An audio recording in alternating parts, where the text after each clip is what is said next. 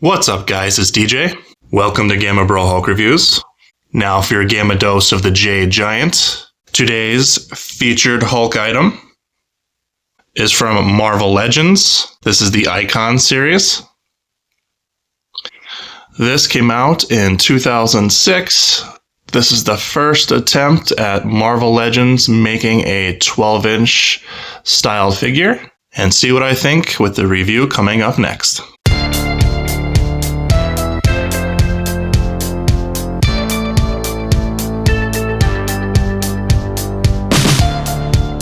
Thanks for joining me today, guys. So back in 2006, this was the heyday of the Toy Biz era with the crazy articulated, chunky Hulk figures. With the height of the popularity of that specific company, they decided to make a really popular 12-inch line. This Series 1 2006 line featured several really popular characters. We'll start with Hulk. So they have the 12-inch Hulk green one that I'm showing you today. They have a gray variant. They came out with a 12-inch Venom, which is also really, really cool looking. And his variant with his mask kind of opening up so you can see Eddie Brock's face. There's a Spider-Man with a variant of an unmasked Spider-Man, a Cap with a variant of the unmasked Cap, and an Iron Man with the unmasked Iron Man. I think the last one was an X-Men, which they started with Beast, I believe. And the original Beast was really cool because it had mixed media, so it had like cloth, lab coat. I don't know if he came with his glasses or not, but it definitely had the lab coat, and he was this bright blue color. And then there was a variant with like this weird, darker brown, muddy looking variant of Beast as well, like a more classic version. That's not like super bright blue. But the series is pretty popular. The figures are very, very nice overall. They, took off with popularity. Enough for, in 2007, for them to come out with the Series 2, which featured a lot of X-Men. So they had Cyclops and Phoenix. And I believe Series 1 might have had a Wolverine too. I can't remember if Wolverine came out in Series 1 or not. But Series 2 had a lot of different X-Men, and they were really cool. I don't think that Series 2 was as popular as Series 1, because I don't think they ever went past Series 2. I don't think there's a really quality drop, but there's definitely a difference in packaging and just heft of the figures. Series 1, Toy Biz, Marvel Legends were really, really thick and heavy type of figures, and it definitely shows in the appearance, for sure. So I will show you what this Green Hulk looks like right now. So we'll start with the package presentation. Personally, in my opinion, I think this is one of the best packages ever for a figure. I think it's excellent. So if you can see in the background, you get treated to just a lot of Hulk classic covers, which are so cool. I love that they did that. So basically the Icon series represented the history and evolution of really, really popular Marvel characters, which I thought was really cool. Here's what the Marvel Legends logo looked like back in 2006. This says 12 inches, collector's edition with over 30 points of articulation. So that was always Toy Biz's go-to, was really focusing on articulation. And I don't think figures today have really focused as much on articulation points. I think they condensed it and made it more digestible with posing. But Toy Biz said, F it, and we are going to go ham and crazy on articulation in general. This includes a special evolution of an Icon comic book, which is really, really cool. So I just love the window box. I love how you get plastic up top to let the light through, to really let it shine and highlight all the comics in the background. All this open plastic is just so nice.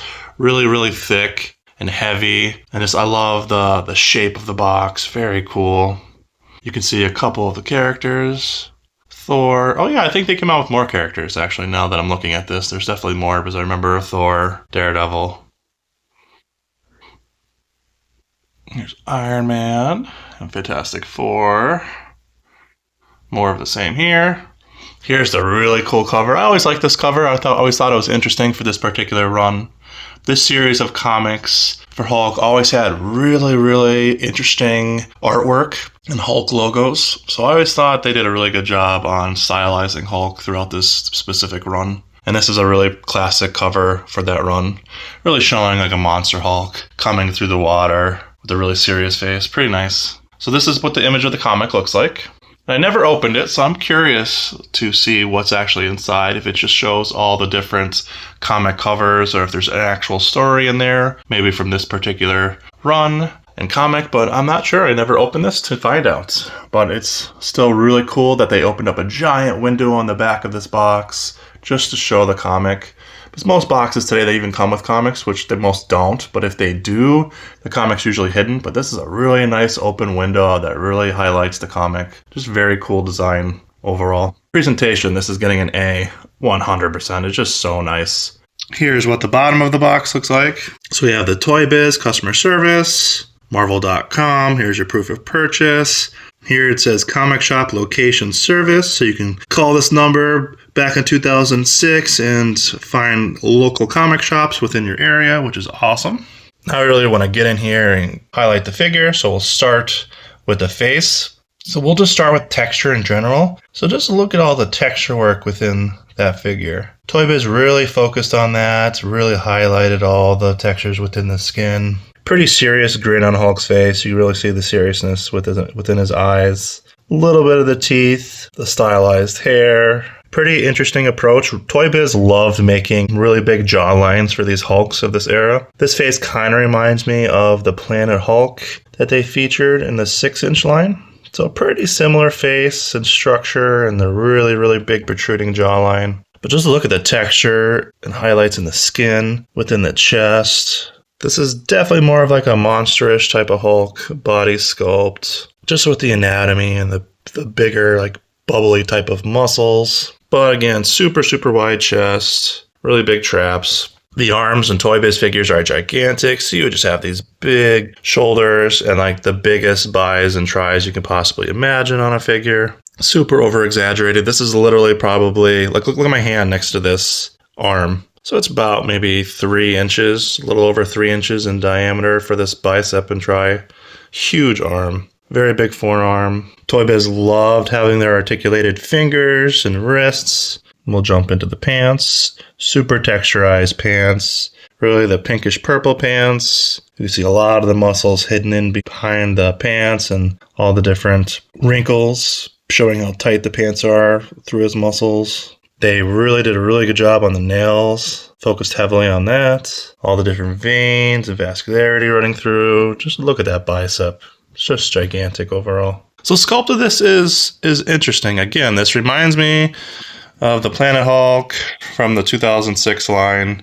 Almost identical verbatim for, body proportions and face, but just in a really, really large form. So here's the 2006 Planet Hulk that I was referring to. And here's the protruding jaw and the eyes. You can see that they definitely took a lot of inspiration from this specific figure, especially with the face. Obviously, they changed up the hair. But the anatomy, the chest mold, the arms, the hands and fingers, the feet, the back, a lot of it is pretty much the same for the blown up 12-inch version. And I just thought this is definitely a for sure inspiration for the 12-inch Marvel Legends. You can see the feet down here, again with the nails, a top-down view. Look at that back. It's just insane. All the different back muscles. Huge traps just over behind his neck. Just gigantic. But in general, Toy Biz always did a pretty good job of making a monstrous Hulk. Like, I have to give a lot of credit to them, because this is just really, really cool overall in regards to sculpt. But in regards to 12-inch figures, there's not that many 12-inch Hulks out there, and it's always super exciting when companies decide to make a bigger Hulk. So as for sculpt, I do like it. I will give it probably around an A- in regards to sculpts. So again, paint. I went in pretty great detail with this, with paint. Highly textured, a lot of light yellows and greens mixed in there. Has like almost like a sparkle wet effect through the skin, but great paint. I love the color green they chose. I love the highlights that they made throughout it. It would have been cool if they did like a black wash, maybe through all the different muscles, but I'm not going to fault them for that. If I had this out of the package as well, like a double, I would probably do that and just scuff this up and make them look really, really dirty. But really cool color. I love the plumish pink color for the pants. And they did a really, really good job on the nails. I think this is probably one of the best painted nails I've seen in a figure. It really shows the wear and tear on the nails and the highlights. It just looks excellent. They went with a certain type of look for the specific figure, so they really went for like the more monstrous look with the teeth and how they decided to paint the mouth instead of making it green. They really wanted to focus on him, looking angry. They did a really good job in the eyes and the eyebrows. And again, they highlighted the hair, put a little bit of browns in there over top of the black. So paint will also get an A- for this.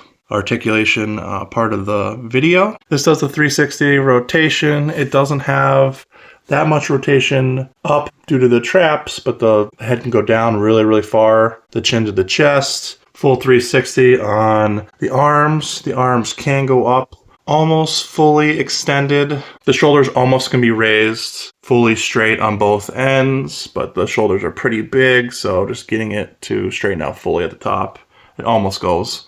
You have a full 360 bicep swivel, which is really, really nice. There's not much range in regards to the single joints in the elbows because these arms are just so massive. So you're basically only going to get this arm to move up just a little bit more onto that bicep. So you're not even going to come close to 90 degrees. That's the downfall of these, just because of how really, really big Hulk is. Full rotation and swivel on the wrist. So this part does look like the fingers are connected. So what I'm guessing is, so these two fingers, the thumb and this finger, are articulated, and then these three are connected. From here, it looks like you can articulate every single individual finger, but if it's anything like the other Toy Biz, these are connected, and these back three fingers only can move together. Because if you look here, there is no divide, and they don't look super separated. So these three fingers definitely move, and then you have this finger and the thumb. So I can't really tell. But if these do individually move by themselves on this hand, I think that's really cool. And they did a really good job at separating those fingers to make it look like they do,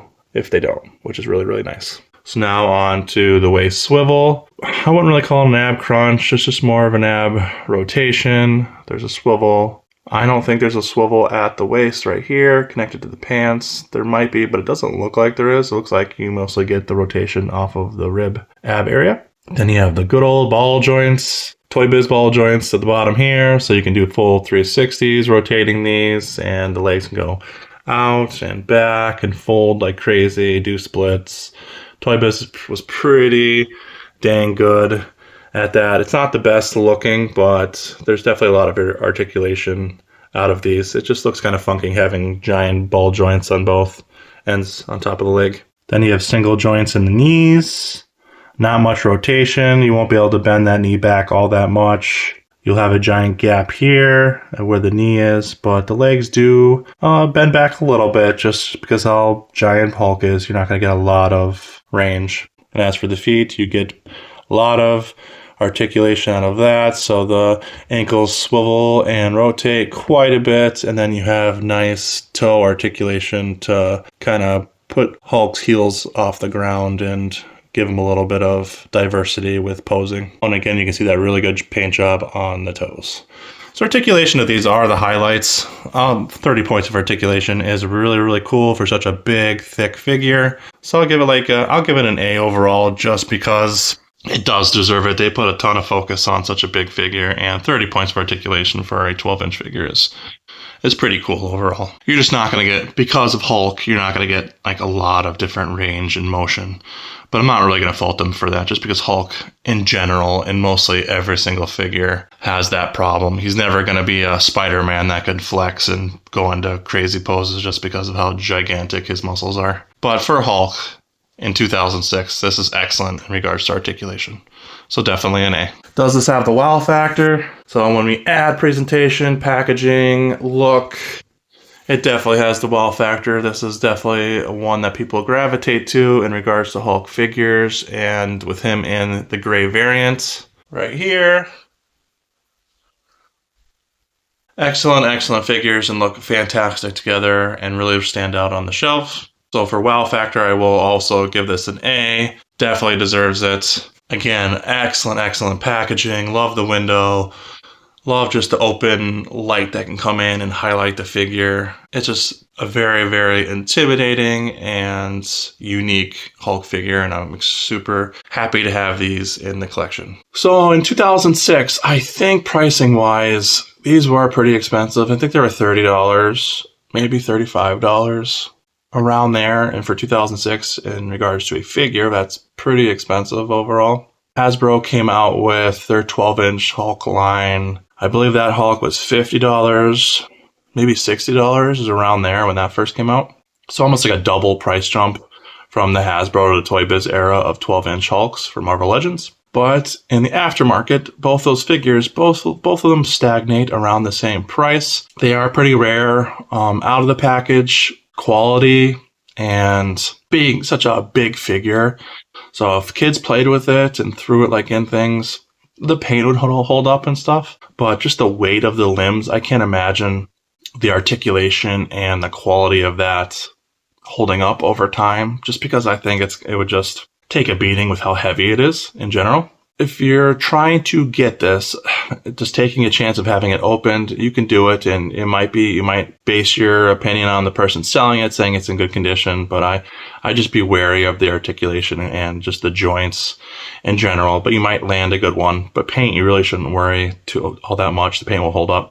In the package, you're talking $100, $150 to $200, depending on which one of the Hulks, if it's the gray one or the green one, but they're generally around that price. And the Hasbro 12-inch Marvel Legends is also went up over $100 in general. If you really don't want to spend that money, but you really, really want the figure, just get it opened.